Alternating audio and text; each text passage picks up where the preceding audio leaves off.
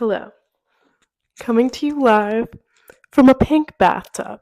I'm in a pink bathtub right now because this is the place with the best lighting and not bad acoustics. I'm doing a video essay and I don't know what I'm doing. But anyways, hi. I'm Anna. It's nice to meet y'all. This is I don't know.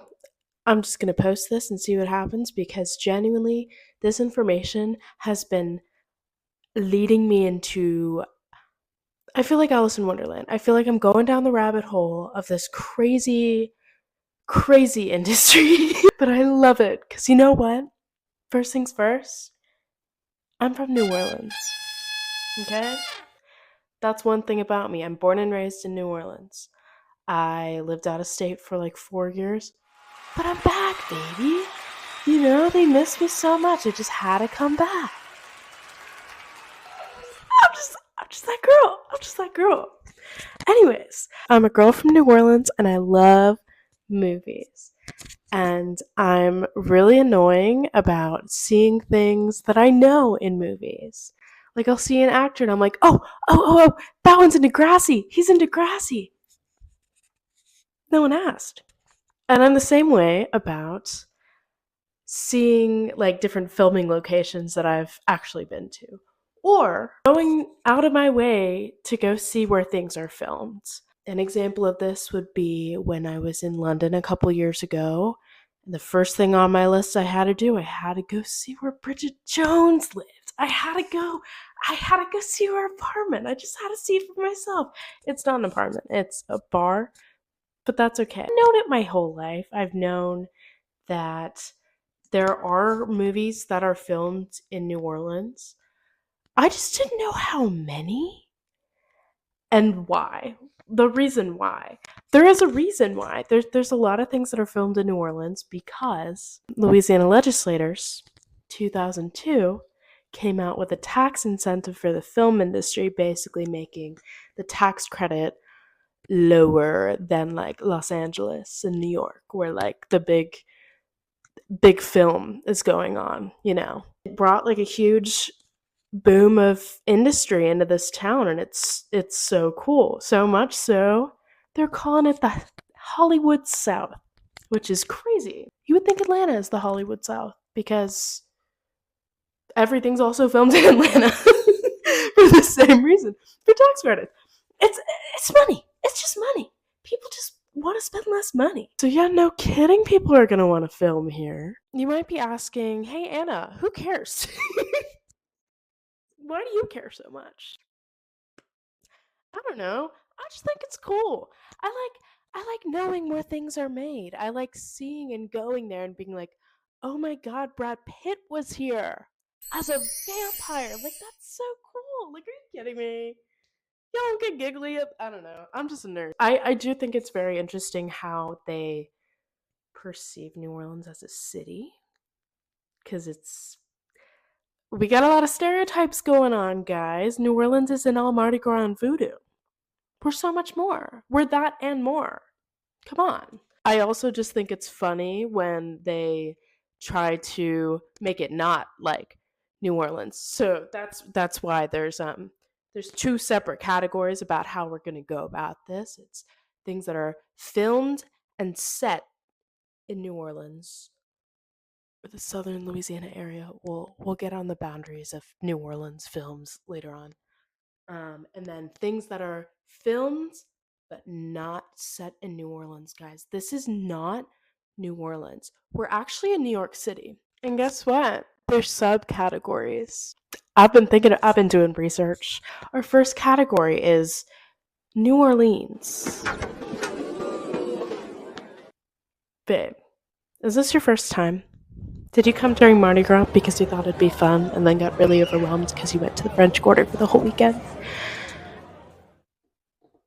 Anyways, so the first one on this list is if I'm gonna talk about the pivotal film Now You See Me, starring Woody Harrelson, Jesse Eisenberg, Isla Fisher, and Dave Franco. Y'all, I love this movie. I'm not gonna lie to you. It's a camp masterpiece. It's a masterpiece. It's camp, guys. Come on, it's magic tricks. It's magic tricks. Like it's so fun. Like how they do that. What? Yeah, this was filmed in New Orleans. Technically, like yeah, like they mentioned that they go on like tour to different places, and the first segment is in New Orleans. But yeah, the rest of the film is also filmed there. They were just like, oh, we're in New York now. Yeah, yeah. Little movie magic for you, but not for me, because I'm the cop. I'm the movie magic cop, and I will clock where that building is. City Park Carousel. Let's talk about the actual movie. So it follows this, like, no, they start as like four separate magicians, right? And they're from different parts of the world. Like one of them is sleight of hand, and the other one almost gets eaten by piranhas, but like doesn't, like comes out. She's like a Vegas like magician. She's everything. Woody Harrelson's in this movie. Jesse Eisenberg, classic Jesse, classic rude interview Jesse. Yeah, I think it's something like this. Yeah. I'll tell you the problem with the trick is that the thumbs don't look like an end of a finger. You just have a fat thumb, though. No, my thumb's fine, thank you, but what did you write on your hand? Nothing. Well, I saw there was a lot of things. What was A it? lot of things. Are they questions? No. Are you secretly hiding questions for the interview? You're wondering what it's like to work with Morgan Freeman? You can't remember that? Don't call Morgan Freeman like you're on a Little League softball team. Oh, Mark Ruffalo too. He's the sexy brooding detective who's like, we need to get on to these magicians. Like they're criminals. They're stealing, but they're also giving to the poor, to the underprivileged, to the suffering, which like, so they are a band of magicians that band together because a mysterious like cryptid magician is sending these like cryptic messages to them. The like mystery magician is giving them instructions on how to pull off like all of these cons. So they're just following whatever like he says, like it's like a foolproof plan and everything. And Mark Ruffalo's just like, they keep getting away with this. How do they keep getting away with this? Like I put a GPS on them. How are they moving that fast? And this is all happening in New Orleans, and it's great. I love the chase scenes. You know, I'm gonna start a counter of every movie that is filmed during Mardi Gras in the French Quarter. Yeah, it's like, oh, we can't catch them. It's Mardi Gras. There's people everywhere. There's drunk people everywhere. There's like boobs going everywhere. Oh my gosh, we can't find them. It's Mardi Gras. It's Mardi Gras. Whatever. Totally forgot to mention that Morgan Freeman is in this movie, and he plays this like reality TV star that's like a mix of Ancient Aliens and Mythbusters, and is also trying to catch these magicians and bust them and their tricks. Anyways, other pivotal filming locations for this movie include the Roosevelt Hotel. You can tell from, I think it's like the bar in there. Let's think. What are the other? I think they film in the Orpheum Theater. I'm probably wrong. Wait, probably. Actually, it's probably the Mahalia Jackson. And the final scene, y'all. This gagged me. I think I was like 12 when this came out. It's perfect time. I was blown away by this movie. The final scene is filmed in like the city park, like the big park in New Orleans, and there's like a little amusement park in there, and we used to go like every year in elementary school and middle school, and seeing it on the big screen and seeing like Dave Franco like in City Park on the carousel, like I was gagged. I was like, oh my god, I've been in a place where Dave Franco was. This is crazy. Yeah. I love Dave Franco. I don't really like James Franco though. It's a good movie. It's okay. It's kind of silly. It's a little silly, goofy movie, but if you suspend your disbelief, it's a good time. I think they respect New Orleans. They did the whole like Katrina thing, and that was really like sweet. So I'll give it to them. Next one. Oh my gosh, scene change. Crazy. Revolutionary. Never seen anything like that before. So, we're still talking about New Orleans, like stereotypical New Orleans. And most of this like list of all of these are films, but I do want to talk about a couple of TV shows. Specifically two today that both fall under the New Orleans category. One of them doing it right, and then one of them doing it really wrong. First, I like to talk about the GOAT. I don't know what else to say other than probably the best season of television ever made. Perhaps. What do we think? It's American Horror Story Coven. Of course. But of course. Coven is, it's very New Orleans. It's very New Orleans, but it's a specific type of New Orleans, which is the White Witches of New Orleans. Yeah. Anyways, let's talk about it. Well, first of all, American Horror Story, for those who don't know, living under this little rock, I guess. Whatever. It's an anthology series by Mr. Ryan Murphy. Each season is a different concept. So the first season was like Murder House, 2011. 2012, we got like an asylum. In 2013, we got New Orleans. I'm very biased. This is my favorite season of American Horror Story. Cried on it. Season 3, Coven, is about a coven of witches that live in uptown New Orleans. If you ever want to go visit the Coven House, make your way down to the Buckner Mansion. It's off of Magazine. It's a good bagel place by it. It used to be where my doctor was. Before I talk about the cultural impact of Coven, I'm just going to give like a summary. I don't know. If you're watching this video, you've definitely seen Coven. For the next portion of this video, I will be gracing you with my rendition of the Coven theme song. Here we go. Okay, so let's introduce the characters of Coven. We've got Taissa Farmiga as Zoe Benson, the new girl in town. She just found out that she has powers. And what is your power, you may ask? She can kill someone by having sexual relations with them. So useful in this day and age, like seriously. She gets brought in by Miss Myrtle Snow. Any last words? Only one. We've got Jamie Brewer that plays Nan, and she's like clairvoyant. She can like read people's minds. Gabourey Sidibe plays Queenie. She describes herself as a human voodoo doll. So basically, like anything she does to herself, she can like inflict on other people, which is very cool power if I do say so myself. And then we have Emma Roberts as Madison Montgomery, the supreme. Oh my god. I think she's become a character that I love to hate, if that makes sense. Like, I don't completely hate her as much as 13-year-old me did. And telekinesis. It's boring. Whatever. The Coven is manned by mother-daughter duo Cordelia Good, played by Sarah Paulson, and then Fiona Good, played by Jessica Lange. Yeah. Love Fiona. Oh God, I can't spend eternity here. This place, it reeks of fish and cat piss. What is this?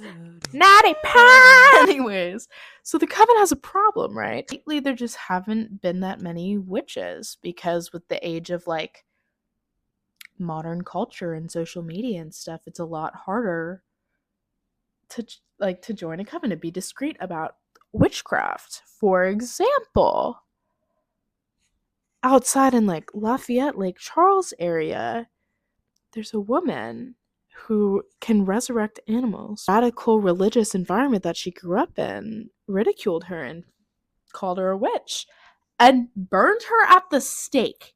By the way, that person, that woman, is the best character in the entire American Horror Story series, Misty Day.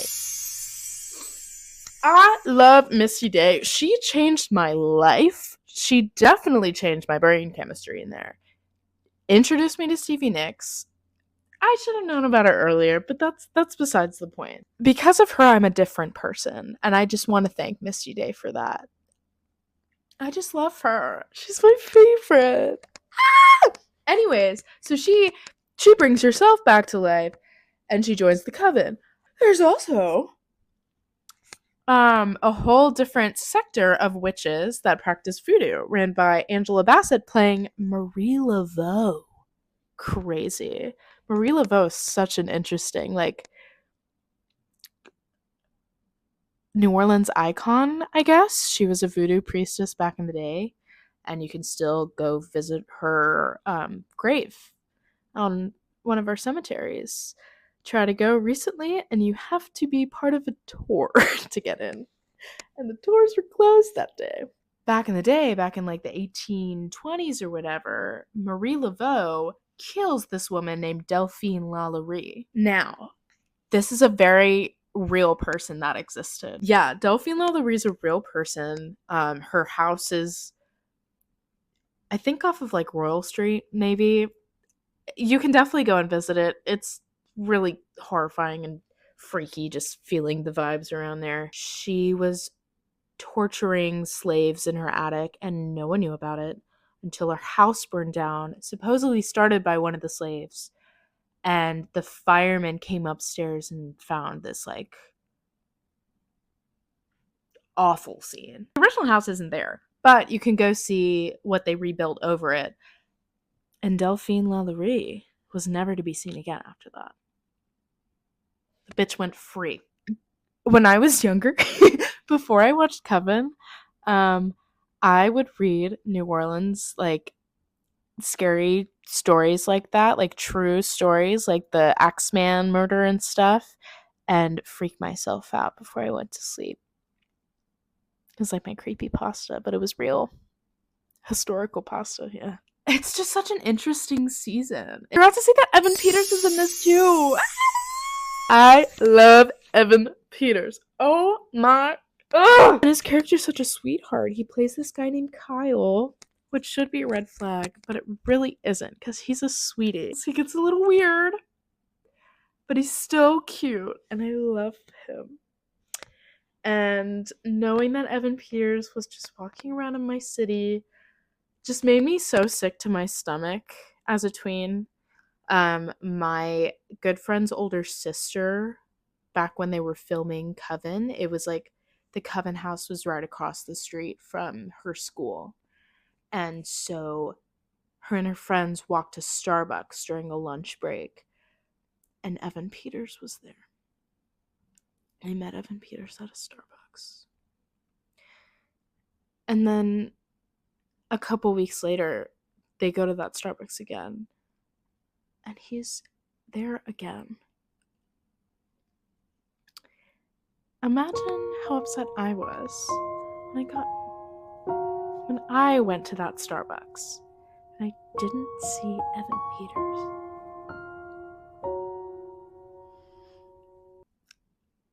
I could have had a chance. Who knows? Let me not spend the whole video talking about Coven, maybe, and go to the next stuff on the list, because we've got a long list ahead of us. Keep these good vibes going, but in this case, they're mostly okay vibes for this next one. We're going to be talking about the spin-off Vampire Diaries. I cannot say that for the life of me. Anyways, the originals. We're going to be talking about that spin-off. To be fair, I've only watched one season of Vampire Diaries. But for some reason, I've watched 2 seasons of the originals. Just no context. I don't know what was up with me in high school. I was just like that. The originals follows Elijah, Klaus, and Rebecca, who are 3 of the original vampires. Vampires! I don't know why I'm saying it like... I don't know why I keep saying it like that. They're the original vampires. The first vampires ever. Crazy. That's up. They're the originals. What do you want me to say? Honestly, compared to the richness of a season like Coven, where it can like take a city and really incorporate the urban legends of the city, the actual history, the messed up history, if you will. Originals didn't really do that. It was mainly just like, okay, so what are these originals doing? And I guess they're in New Orleans. I don't know. I guess I could have put this in a later category, which is casual New Orleans. But they make it such a big deal. But then what is the deal for? But that's what it is. You're going to notice throughout this video, I'm going to talk a lot about stuff and then a little about some. It's just kind of based off of my personal opinion and also just like how interesting each of the pieces are and how it compares to the city as a whole. The originals is okay in that sense. It's like middle of the road kind of. I do have a gripe with the way that, so the vampires all live in the Quarter, of course. Of course, the French Quarter. Get that number going. Get it up. And then there's also like a group of werewolves that live out in the swamp, out in the marsh. Yeah. Which is apparently like a 5-minute drive according to the show. You know, we're not all just swamp and French Quarter people. We're so much more. As I said, come on, guys. That was really my only gripe with it. It's an okay show. I don't really remember what happens, and I don't really want to watch it again. I've got more on my plate. Like this next category, which I had to put in its own category because there's simply just too many sexy vampire movies. Guys, there's so many. The notable first example I can think of is Interview with Interview with the Vampire. Not a vampire, it's the vampire. Mandela effect. We've got Brad Pitt. We've got Tom Cruise.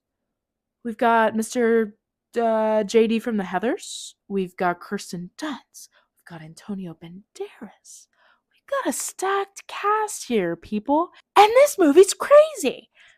It's based off of a book written by Miss Anne Rice. Local legends.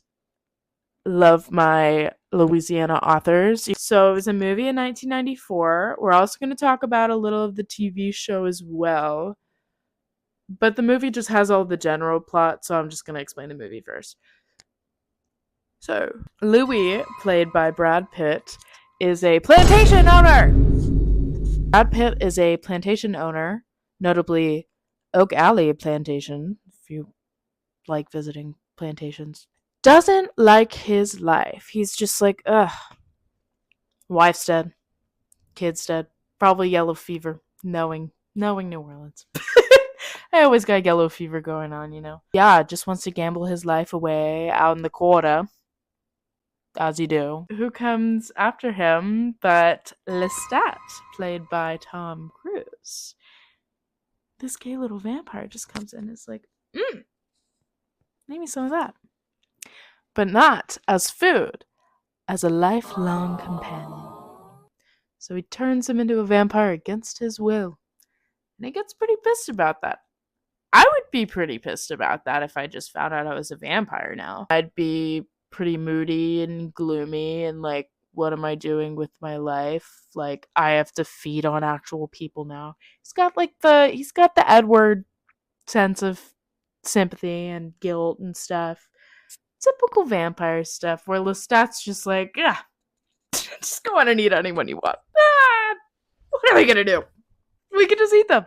They have their little like adventures. He burns down his plantation because he's guilty and then eats a bunch of his slaves in the process. He's just so guilty. Guilty white man, you know. He moves in with Lestat in the Quarter and you can actually go visit that house. It's somewhere. I'm going to insert the address right there. Maybe. Who knows? And then Kirsten Dunst is there, and she's like this little girl, Claudia.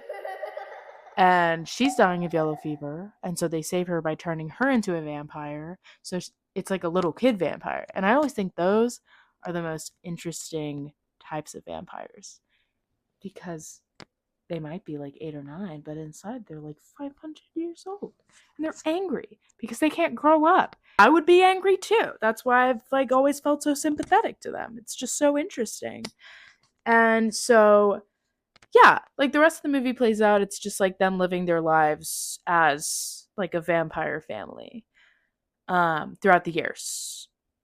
And of course someone's interviewing him. Of course. Yeah, because it's Interview with the Vampire. Duh. Anyways, I am so excited about the TV show that's happening right now. I'm gonna be so completely honest and truthful to you guys. That next clip, I was lying. I said that I watched a season of Interview with a Vampire. I hadn't. I had only seen one episode. And I thought I could just go throughout the rest of the video and talk about it. Needless to say, I've watched the rest of season 1. And oh my god, it's so good. Why did I think I wasn't going to watch it? Okay, I didn't think that I wasn't going to watch it. I knew I would. I just didn't know if I had the subscription. Because originally it was airing on live TV. I have that, sure, yeah. Or it was on a streaming platform called AMC Plus. Now, what the flip is AMC Plus? Who's using AMC Plus? Who are the people subscribed to AMC Plus? Why do we need so many streaming platforms? Why is America like that? So yeah, that deterred me from watching it. However, the first episode was free on Amazon Prime at the time, so I did watch the first episode. But guys, the rest of season 1 is on Amazon Prime too! And by the time this is out, season 2 will completely be out. I'm having difficulty watching season 2 because apparently you need AMC Plus for season 2. I love life.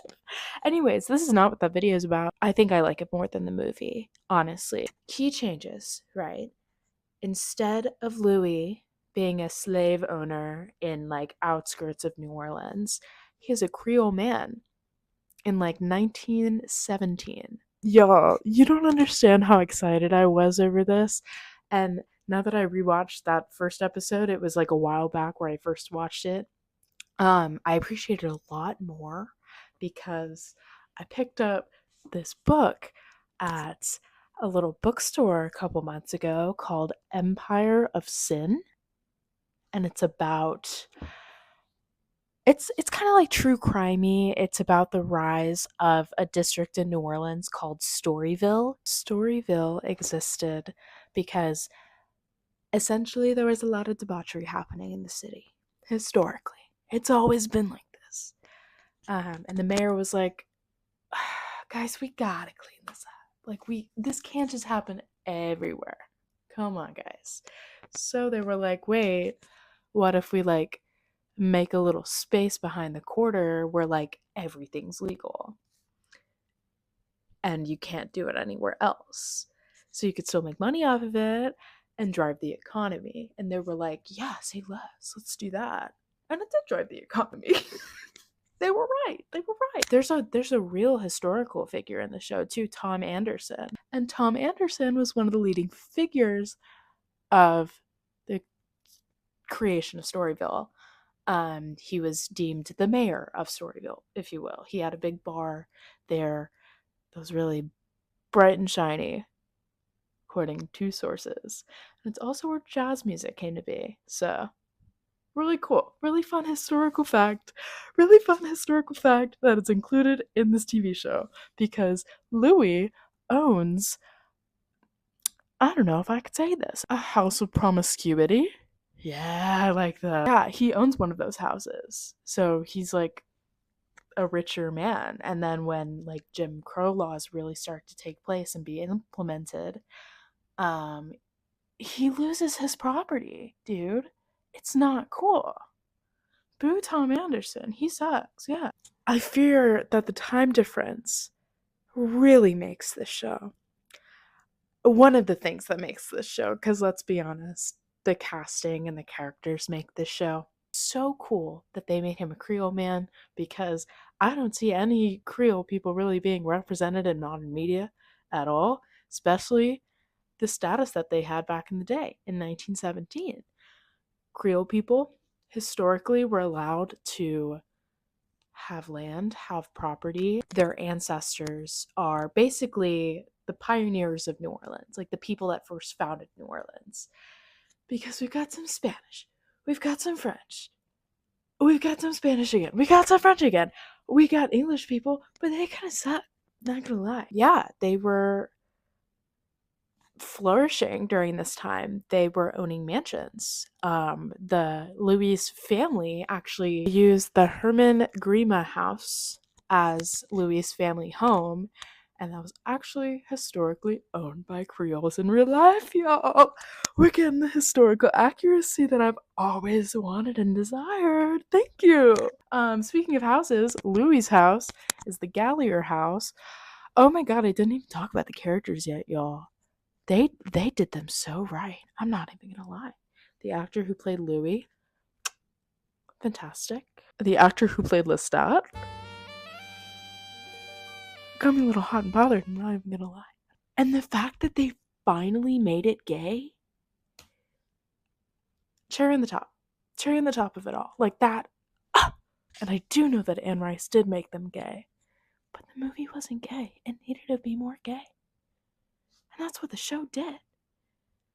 Because we live in the right place in the right time. We live in the time period where we see Louis and Lestat making out on our big screens. What a wonderful world. Nothing else bad happening at all. Claudia is also a great alteration to the role. In the show, she's like 14. So imagine going through eternal puberty. That is crazy. And I think it's very interesting. I love like a younger vampire trope, but we don't really see a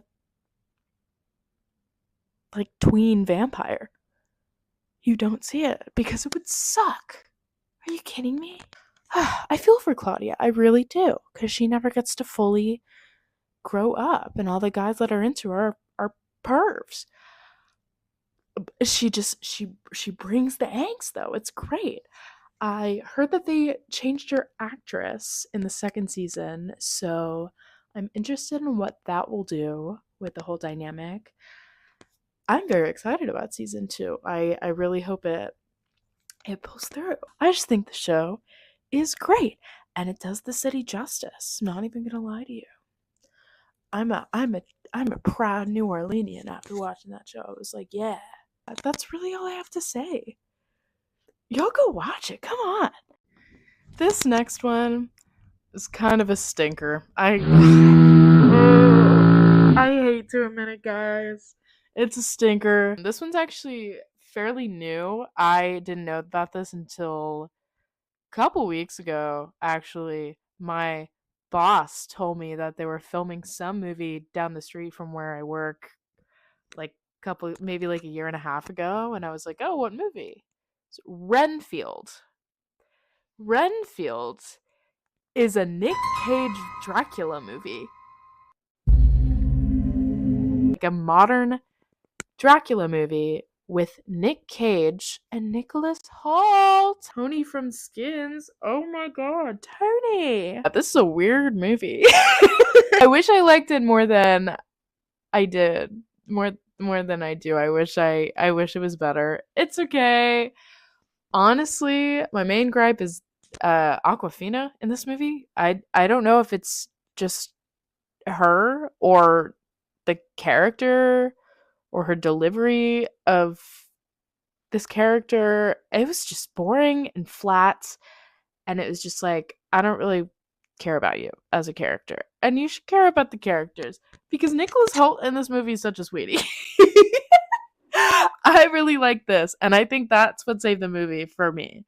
Of course, Nick Cage is there. He's serving unhinged, decrepit Dracula, no F's given, let me go cozy up in the abandoned hospital. But Nicholas Hoult plays Renfield, who in the original Dracula tale is his first victim, like his minion, if you will, before Jonathan Harker meets him. It was Renfield, and he was like minionized by Dracula and does his bidding. And he eats bugs and like mice and stuff, which they add in the movie. And I think that's such a fun little like spin. Like he eats bugs to gain vampire powers and like has superpowers essentially. I think it's a fun little twist. They move to New Orleans. He's sick of Dracula. He's joined like a toxic relationship support group to like talk about his to stalk a victim. But also he's like, oh shit, maybe I'm in a toxic relationship with Dracula. It's like him finding himself, and he's in the 21st century now. He could get his own apartment. He could break away from this toxic relationship once and for all. Of course, Nick Cage doesn't want any of that. There's also that one guy who is in the mafia or a gang. Whatever. They're the bad guys.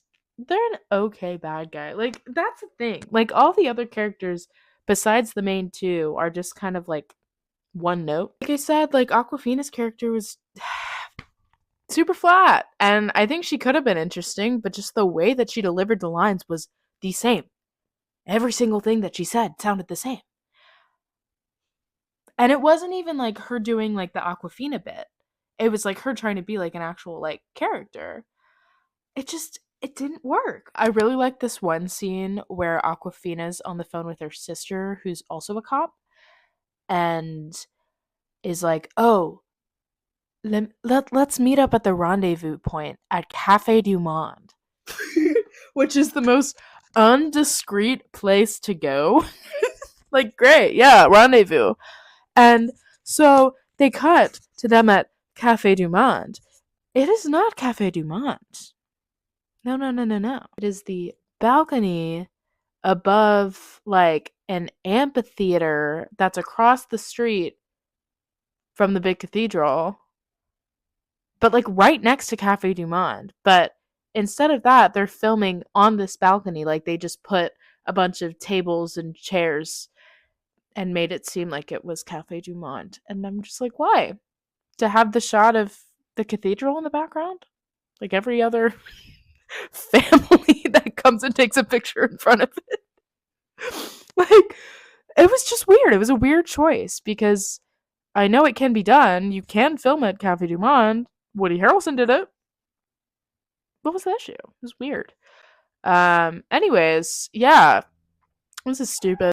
Ending this section off with a bang. We have Abraham Lincoln Vampire Hunter. I never knew I needed this until now, guys. This falls in my favorite genre of movie, which I like to call historical fan fiction. I love this. Like Pride and Prejudice and zombies. Give me more. They need to make more of those. Did you know that one of the most popular presidents of all time was a vampire hunter? No? Because they made it up. What is this? Apparently based off of a book. This technically could be put in the category of not supposed to be in New Orleans, but I just had to. It's the sexy vampire section. Like, where else would I put this besides here? Although, the vampires aren't that sexy. Because they're Confederates! That's right. The plot of this movie is that Abraham Lincoln grows up out in Illinois, and he's friends with a freed slave, later played by Anthony Mackie. Hey! Shout out New Orleans native! Anyway, Abraham Lincoln grows up, and his mom is killed by a vampire, y'all. And that forces him to move out of his log cabin Illinois, Kentucky. I don't know if that's been disputed. That's y'all's state drama, not mine. Moves and he's like, I gotta avenge my mother's death. He meets this other man, played by Sky from Mamma Mia, who's like, oh, I'll help you hunt vampires if you hunt these certain vampires. So he becomes a vampire hitman. Abraham Lincoln. Give it up for Abe, guys. Every time I watch it, it feels like a fever dream. It's another fever dream movie. It just so happens to be filmed in Louisiana. It's just so funny. It's great. It implies that the Confederacy is run by vampires, which is not the first time that the Confederacy and vampires have been tied together. It's not even the second time. There's a whole separate video essay about that, which is so interesting. Besides Guy from Mamma Mia, Mary Elizabeth Winstead plays Mary Todd. Ramona Flowers as Mary Todd Lincoln? Yeah! She doesn't really do that much in it. She's just kind of the woman. It's it's okay. I saw it on the list of like the official like film site list of things that were filmed in the city, and I was like, no way. I remember watching this as a kid, and there's like I have no memory of that being filmed in New Orleans. And turns out they use the facades of the storefronts that he works at, like in the quarter. Like they just like randomly in the quarter for some reason. Other than that, I think it's mostly filmed in like the outskirts, like out by Lafayette, Lake Charles, Baton Rouge. It's a fun time. I would check it out if you want to have a laugh and maybe a little confused chuckle. Because what's going on here? Alright, so this is our last section of movies for this part of the video, because this is gonna have to be 2 parts. It's getting pretty long. This segment I like to call Casual New Orleans. Make the Chappell Roan jokes. Go ahead and make them. I'm not gonna make them because I don't want to get copyrighted. Yeah, so what's Casual New Orleans? It's actually a pretty recent development. Because I guess after making like 50 million movies that technically aren't set in New Orleans, you're like, might as well just play into it. But also in a low-key, casual way. And we've been seeing this in pretty recent years. I'd say in the past 10 years, it's grown in popularity. These are just the highlights. All Girl series. What do we know about them? What do we know about Tall Girl? That is a question that I don't know the answer to. I forgot her name. In the movie, her name is Jodie. And there's a Swedish exchange student that calls her Yodi. That's all. God, I wish I didn't watch these movies. I'm more the person who I was before I watched these movies, to be honest. I wasted I wasted some time watching these because I had to rewatch these because I hadn't seen them since they aired. I had a lot of thoughts while watching this movie for some reason. So much so that I like wrote a whole list of speaking points. So I'm going to go over them now. Tall Girl 1 opens with Tall Girl reading The Confederacy of Dunces. Crazy pull. Crazy book for like a 16-year-old girl to read. Let me tell you, Confederacy of Dunces is not for the weak. I'm still getting through it. I don't know. It's just not my... I need to lock in and actually read it. But it's written by John Kennedy Toole. He unfortunately ended his own life before this book was even published. And his mom published it for him. Critical New Orleans literature in general. It's about a guy. There he is. It's Ignatius T. Riley. And he works at a hot dog stand in New Orleans in the 60s. And he's kind of an idiot, but like not really, because he's a grad student. I don't know. It's very it's an acquired taste for sure. I always looked at it growing up. It's like, oh, it's a book that like older like adults read and think is funny. I just don't think it's funny because I'm a teenager trying to read it. So how the hell is Tall Girl understanding this book? He also says when the guy next to her is like, "Oh, what are you reading?" And Tall Girl is like, "Yeah, I just think that Ignatius is finding acceptance in a world that wants nothing to do with him.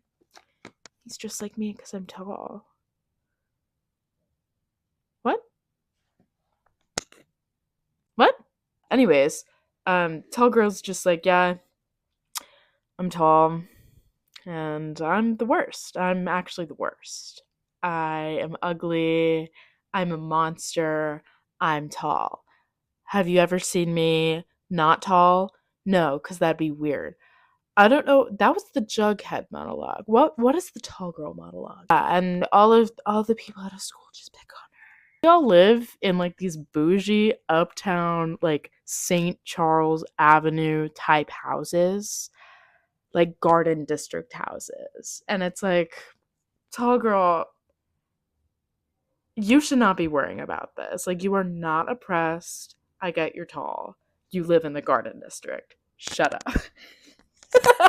Sabrina Carpenter's in this movie. She plays the older sister. And it's really funny that they casted her because she's like 5 foot. So like compared to Jodie, she's so tiny. It's a funny choice. And she does a good job. Very sassy, unhinged, pageant queen older sister. Love to see it. She canonically is in hotel management. I'd like to say she's at Delgado. I'd like to say it. Either that or UNO. I think she does say community college, so I would have to give her Delgado. She has like Euclid Records stickers in her locker. She's cool. She's just like average New Orleans girl. Rides the streetcar on her way home. Ugh, like every citizen does. I don't know. This is teetering the New Orleans category, but it's more low key. They don't really like they don't really explicitly say New Orleans in the first one. The second one literally starts with like a drone shot of the St. Louis Cathedral. Welcome to New Orleans. Yeah. Yeah. Evil exchange students. That's also kind of a real experience, not gonna lie. We had a couple exchange students, but none of them were evil. They did have infinite riz though, because they're exchange students. They're like cool and like speak a different language and they're automatically hot. So I get Jodie in that sense. I also get her theater kid aspirations, because me too. Me too. That'll come into play in the second movie though. Also very relatable. The climax of the movie is in an escape room. And I just love that they highlight that special part of New Orleans culture, an escape room. Because that is like all we did in high school. That shit was so fun. If y'all are ever in the city, go to a Clou Carré escape room. They're a blast. I'm really good at escape rooms. It's just a party trick that I have. I didn't even talk about like the actual like what I think about the movie. It's bad. Yeah, it's bad. Duh. None of the characters have any chemistry with each other. It's like really odd. And like the Short King and Jodie end up getting together. But it's like, you know where this is gonna end, because it's like the only reason she really likes the Short King is because he worships her, which is crazy. Kisses him back. He steps on his little step stool and they kiss. The end. Yay, the end. Too bad there was no chemistry between any single person in this movie. Maybe the dad. Oh, I didn't even say Mr. Greg Heffley's dad is in this. Steve Zahn. Yeah. I literally remember watching this and I was like, okay, cool. I'm glad I'll never think about this again. And then lo and behold, a second one comes out. Like, who wanted a second one of these? Who's ordering a second one of these? It's like when the Kissing Booth had like 4 movies almost. But at least the kissing booth was like entertaining. These aren't. The only note I have about the second one is that Jake from State Farm is in it, and he also makes fun of Jodie. Like, okay, Jake. Yeah, they do a musical. She has like inner demons again. That's just like, you're really bad. You suck at everything. You suck. Everyone hates you. And you're like, okay. We got it the first time, you know? I'm a victim of imposter syndrome. That's why it's taking me forever to film this. But, bro, this is annoying. Like, you're annoying me. Chill out. Go sit in your garden district home and just... No hate to actual tall girl. She seems like a nice person. She could sing. She could dance. She was on Dance Moms. Wait, yeah. Why wasn't she dancing more? Did she not want to be a dance mom anymore? Did she not want to be a dance daughter? She just wanted to be tall girl? I feel like that's kind of against the precedent. Yeah, I'm not going to think too much about these movies anymore. I can't believe we made it, guys. We made it. This is the last movie I will be talking about today. No TV shows either. I'm not trying to trick y'all. This video has just gotten really long. I can't help it though, because these movies just keep coming out. Like in 2024. Hey, Hitman. Talking to you, Hitman. Yeah, I had no idea what this movie was going into it. I didn't know that it was also filmed in New Orleans. Fancy my surprise when Glenn Powell's teaching at UNO. What? Mr. Texas? Mr. Ain't No Love in Oklahoma. What you doing here? No, I fully thought I was done with this part of the video. And then I watched this movie because people said it was good, okay. Glenn Powell's having his moment. I'm about to go see Twister myself. I have to give him his dues. I have to go and watch because, you know what? I'm on the train. I'm on the Glenn Powell train. But I've been on the Glenn Powell train from his first piece of work, which I will talk about not Spy Kids. I guess that was technically his first piece of work. Yeah. No, let's talk about Hitman, because it was a very pleasant surprise. I think it fits the new modern trope of casual New Orleans. I guess this is like a relatively new trope, as I said before, but like, we're seeing it. It's continuing and in a good way. This movie really isn't about New Orleans. This is about a hitman. Duh. I don't want to spoil it too much because it literally just came out and I actually like the movie and I encourage y'all to go watch it. Unlike the tall girl movies, don't watch those. I'll give a brief summary though. That's trying to be spoiler free. Yeah, he's a university professor, but in the downtime he works for the NOPD. And he is part of a team that busts like people trying to hire hitmen, essentially. So anyway, one thing leads to another, and now he's the decoy hitman. And he gets like way too into it. Like he puts on all these funny costumes. It's good. It's also like, give Richard Linklater like his dues. Give him all of his roses. I know he's had like a million of them. I love him! Yeah, I mean, he's a funny dude. Glenn Powell's hilarious in it. There's some romance that happens. That's really all I gotta say. He lives in like the St. Claude kind of area. I will say, oh my god, y'all. Oh my god, I was floored. They mentioned Piccadilly twice. Now you're probably wondering, what the hell is a Piccadilly? I'll tell you what a Piccadilly is. It's the best experience you'll ever have in your life. It's a cafeteria-style restaurant in a random mini mall in Metairie, Louisiana. If I had a nickel for every time Piccadilly was mentioned in this movie alone, I'd have about maybe 2.5 nickels. That doesn't make sense. I'd have about 2 nickels, which isn't a lot, but crazy that it happened twice, right? They didn't film in the Piccadilly. They had a scene that was filmed in the Shoney's, in the abandoned Shoney's across the street. You could see the Piccadilly in the background. And I call that a win. No one else can take that win from me. What am I going on about? I can't. Yeah, Hitman was a great movie. I would watch it again. It's a fun overall good time. And you know, it really doesn't rub New Orleans in your face. They don't go to the quarter.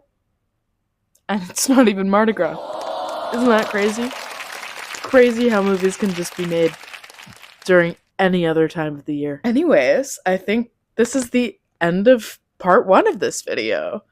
I hope y'all learn some information. If y'all are here at this moment, thank you for watching the whole thing. I appreciate you so much. I've been wanting to make any kind of content on this specific topic for years now. I'm very passionate about this because I love being annoying about this kind of stuff. And, you know, I learned a lot too. I learned a lot of bad movies were made here, but also a lot of good ones. And a lot of nuance. What the city's all about, you know? Because say it with me, it's not all Mardi Gras and French Quarter, people. It's so much more. Thank you for watching.